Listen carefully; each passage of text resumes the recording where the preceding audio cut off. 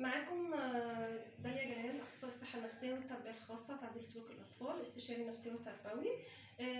الحلقه اللي فاتت احنا اتكلمنا عن اختبار الذكاء ستانفورد بنيه الصوره الخامسه الحديثه المعدله. اتكلمنا على اهميته وبيتعمل لمين بالظبط من الفئات.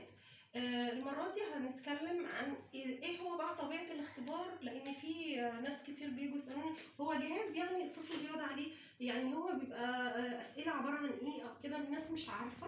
فانا هحب اعرفكم دلوقتي على طبيعه الاختبار بتتعمل ازاي. الاختبار عباره عن كراسه اختبارات بيبقى فيها درجات، وفي 3 كتب للاختبار فيها اسئله. ال3 كتب بتتحدد عباره عن حاجه اسمها تحديد المسار. الكتاب الاول ده الكتاب الاول تحديد المسار. الكتاب الثاني بيهتم بالجزء الغير لفظي. الكتاب الثالث بيهتم بالمجال اللفظي، بمعنى ان بنحدد الاول المسار عن طريق قدرات الطفل الاسئله اللي بيجاوبها معايا. بقدر احدد انا هبدا منين من الكتاب الثاني وهبدا منين من الكتاب الثالث، من انهي مستوى. في مستوى اول، مستوى ثاني، مستوى ثالث، رابع، خامس.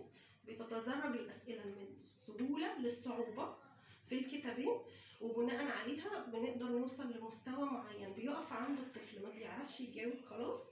هنا بيبقى نوقفنا الاسئله فبنقدر ناخد الدرجات. انا بتكلم بس بشكل مبسط جدا مش بشكل علمي، يعني انا مش بشرح لطلب، انا بشرح للناس العامه اللي هي اولياء الامور اللي عايزين يعرفوا ازاي بيتم الاختبار. الاسئله بتتدرج من السهوله للصعوبه. مجرد ما الطفل بيوصل لمستوى صعب من الاسئله مش قادر يجاوب عليه بنوقف الاسئله. بعدها باخد الدرجات ديت بتتجمع وبتنزل على سيستم خاص بالمؤسسة العربية للاختبارات النفسية، وهي المسؤولة عن الريبورت، لأن الريبورت بيطلع إلكتروني. يعني الريبورت عبارة عن سيستم بيطلع إلكتروني. طبعا زمان كان بيبقى مانوال وكده، وكان بيبقى فيه احتمال للخطأ البشري، لكن طبعا لما بقى إلكتروني مبقاش فيه احتمال للخطأ البشري. هو مجرد إن الخطأ بيحصل لو الدرجات مش صح، لكن طالما الدرجات صح ودخلت على السيستم صح بتطلع النتيجه مظبوطه جدا.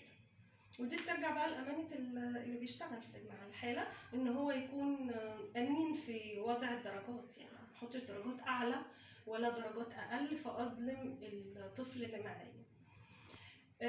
بعد كده اللي بيطلع الريبورت من السيستم خلاص. المفروض بقى ان انا كاخصائي ان انا اكتب الريبورت بناء على الحاله اللي انا شايفاها، وبناء على الجلسه، وبناء على نقاط الضعف، لان